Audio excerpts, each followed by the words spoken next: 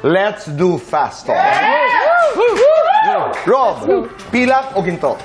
Ginto. Aandar, hihinto. Maandor. Soft girl, hot girl. Boat. Dibdib ni Yasser, abs ni Yasser. Boat. Nahihiya ka kay Yasser kapag? Kapag magsi-CR ako. Kinikilig ka kay Yasser kapag? Kapag naglalambing siya sa akin. Kinakabahan ka kay Yasser tuwing? Tuwing...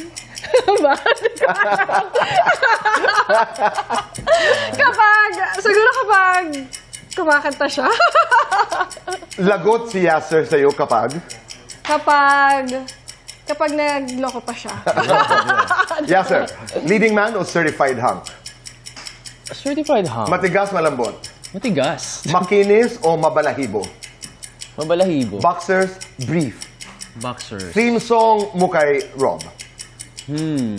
Every breath you take. Nilalambing ka ni Rob kapag? Nilalambing niya ako pag may gusto siya.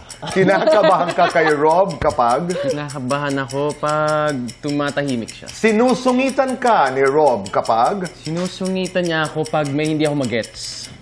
Para sa inyong dalawa, sinong mas hot? Parehas. Sinong mas seloso? Siyas. Sinong mas malambing? Si Rob. Talaga? Mas matampuhin? Si Rob din. Mas maalaga? Si Rob. Mas ma-I love you? Siyas. Lights on or lights off? Dim. Happiness or chocolate? Happiness. Best time for happiness? Every day. Every day. Complete this.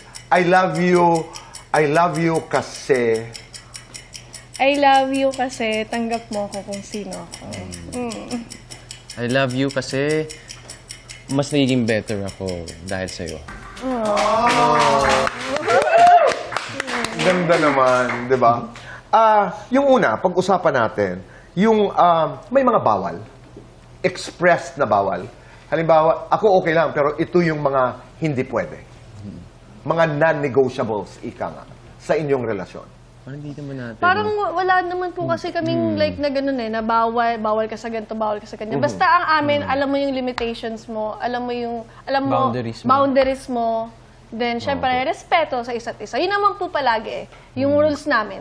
Pag may gagawin siyang bagong project, dito po, tinatanong ko lang, tapos sinasabi naman niya sa akin lahat. Anong Walang tinatanong problema. mo?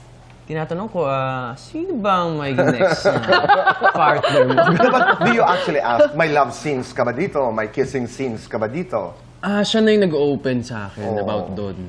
Oo. Kasi ayokong maramdaman niya na parang na magselos siya. Ayokong maramdaman yun kasi yun naman lagi ko naman sinasabi sa kanya, ikaw lang.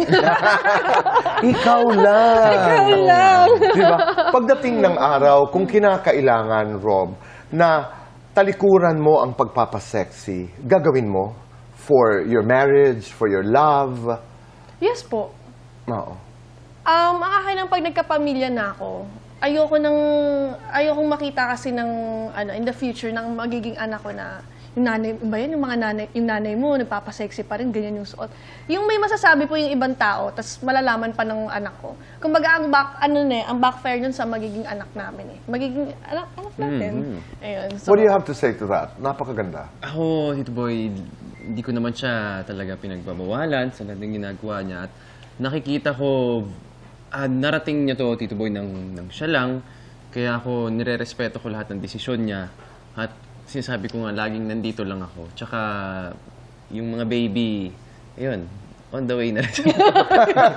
Talaga? Kailan? No, pero ito seryoso. Are you seriously talking about marriage? Nandun yung thought, Tito Boy, na sinasabi namin sa bawat isa. Pero hindi naman ganun ka-specific pa talaga yung At pag nagdesisyon kayo, ha? Pero lagi ko sinasabi sa kanya na doon tayo, pupunta tayo doon. Sir, Rob, ha? Pag nagdesisyon kayo, dito kayo mag-a-announce, ha? Oo naman, Tito diba? Boy. Ikaw Para- ang makakaalam yan. Pag halimbawa may pelikula si Rob at saka may pelikula si Yasser, kaya niyong panoorin yung sexy role? Halimbawa may mga eksena na sexy ang isa. Ikaw. Ako, hindi ko alam. Parang hindi ata. Parang gaganong ka. Anong nangyayari? Parang siguro i-skip ko na lang siya. Kasi, kaya maiintindihan ko rin po if ever na hindi rin kaya ni Yas na panoorin. Kasi ganun din yung magiging feeling ko. Kaya mo hindi? Parang gusto kong panoorin na, na hindi. Pero, feeling ko naman, kaya ko naman, Tito Boy. Kasi